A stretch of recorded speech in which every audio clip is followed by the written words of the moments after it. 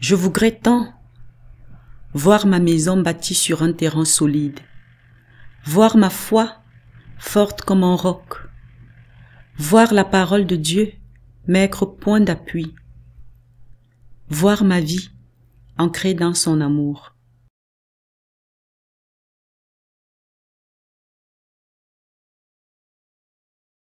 Bienvenue, je m'appelle Lucie et je fais partie du groupe régional Berne-Jura. Cette année, le Vanuatu nous propose le thème de la liturgie, bâtir sur le roc.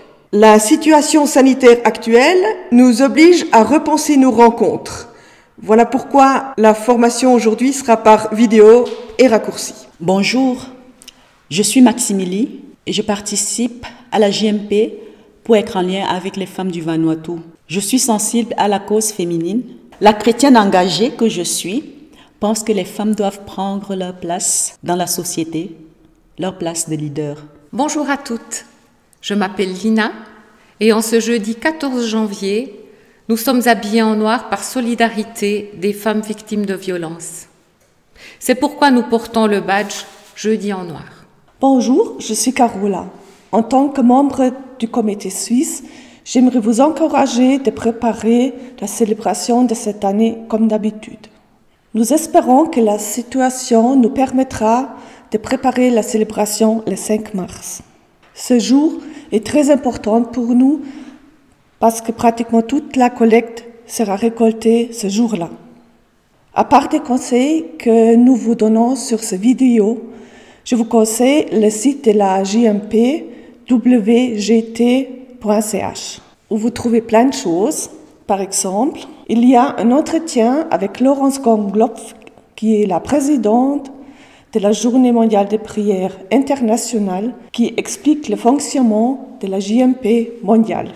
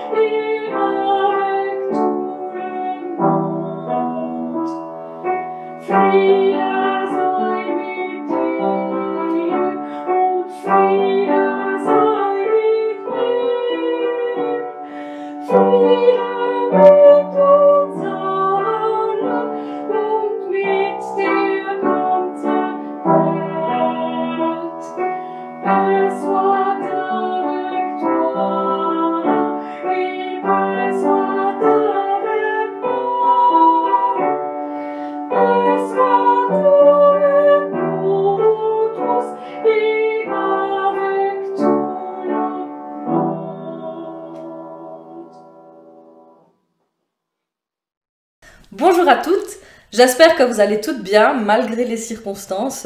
Comme on vous l'a déjà dit, étant donné ce qu'elles sont, c'est par écran interposé qu'on se retrouve pour un bref commentaire sur le texte que les femmes du Vanuatu ont choisi, Matthieu chapitre 7, les versets 24 à 27.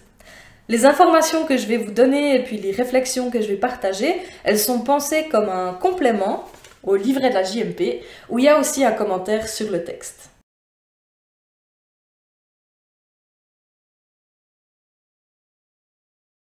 Ça peut peut-être paraître banal de se pencher sur cette mise en contexte dans tout l'évangile, mais je pense que ça peut nous donner pas mal de clés d'interprétation pour notre texte. En effet, notre texte se trouve dans le Sermon sur la montagne, alors là aussi où il y a le Notre Père, les béatitudes, les antithèses, et le Sermon sur la montagne, c'est un des 5 grands discours de Jésus dans l'évangile de Matthieu, et autour desquels l'évangéliste structure son évangile. Les voici dans l'ordre chronologique. Au chapitre 5 à 7, le Sermon sur la montagne. Au chapitre 10, la mission des disciples. Au chapitre 13, les paraboles du royaume. Au chapitre 18, le discours communautaire. Au chapitre 23 à 25, le discours eschatologique. Notre texte se trouve, comme je le disais, dans le Sermon sur la montagne, donc en fait assez au début de l'évangile. Par contre, au sein de ce discours, il se trouve à la fin. Au niveau des thèmes que l'on trouve dans le Sermon sur la montagne, on peut le structurer de manière différente. Prenons par exemple le découpage de Rinaldo Fabrice. Sa découpe est très simple et met l'accent sur la signification de ce discours pour les disciples. Dans ce modèle, notre texte se trouve dans la mise en garde contre les faux disciples. On remarque que dans cette partie qui termine le Sermon sur la montagne, on est dans le choix entre 2 alternatives, sous-entendu la bonne et la mauvaise. Ce modèle de Fabrice est linéaire, il montre comment les parties du sermon se construisent les unes sur les autres.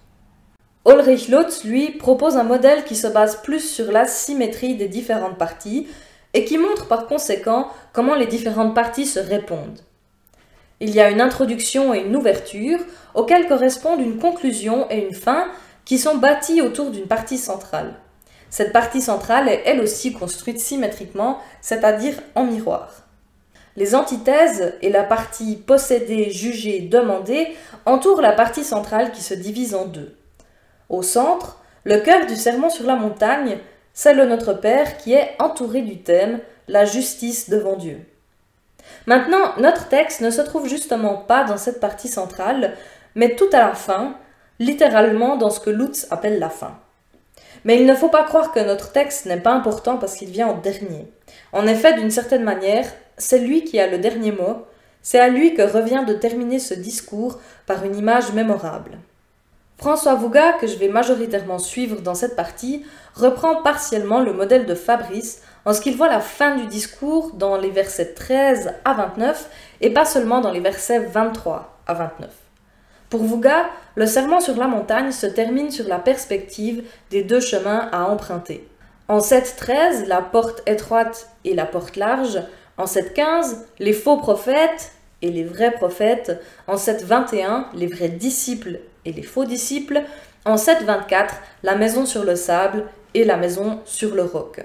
Cette perspective des 2 chemins place les disciples et les auditeurs et auditrices devant un choix. C'est ou bien ou bien. On ne peut emprunter qu'un chemin à la fois, ne choisir qu'une seule alternative. Ceci sous-entend que le discours que Jésus vient de prononcer place les gens qui l'entendent devant un choix de vie. Ce discours ne veut pas rester sans conséquences, mais nous place devant notre vie et nos actions. Dans la perspective de Vouga, le sermon se termine par 3 exhortations et une promesse. C'est vrai qu'avant la promesse, il y a le choix. Mais la promesse s'adresse à tous ceux et toutes celles qui choisissent de bâtir leur maison sur le roc. C'est avec cette image dramatique de l'existence, La maison est donc la sécurité qui est livrée à tous les vents et toutes les tempêtes que se termine le serment.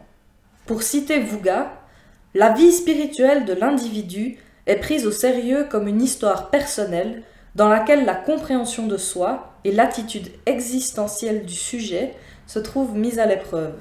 Mais, et c'est là que la promesse jaillit, celles et ceux qui ont construit leur maison sur le roc, c'est-à-dire sur la confiance en la gratuité de l'amour de Dieu et de sa justice, recevront la force d'affronter les catastrophes. C'est sur cette phrase encourageante et qui se prête bien à nos circonstances que je prends congé de vous. J'espère que j'aurai réussi à rapprocher ce texte de votre cœur et de vos pensées. Je vous souhaite encore une préparation enrichissante et sororale. À bientôt. Arise and build on a strong foundation now. Children, arise and build on the strong foundation now. Children, arise and build on the strong foundation now. She says the strong foundation. Vanuatu, arise and build on the strong foundation now. Vanuatu, arise and build on the strong foundation now. Vanuatu, arise and build on the strong foundation now. She says the strong foundation. Be good listeners to God's word. Be obedient to His ways. Would God fail? Bon préparatif. Bonne célébration. Prenez soin de vous. À l'année prochaine pour un voyage direction l'Angleterre, le pays de Galles et l'Irlande du Nord. Again.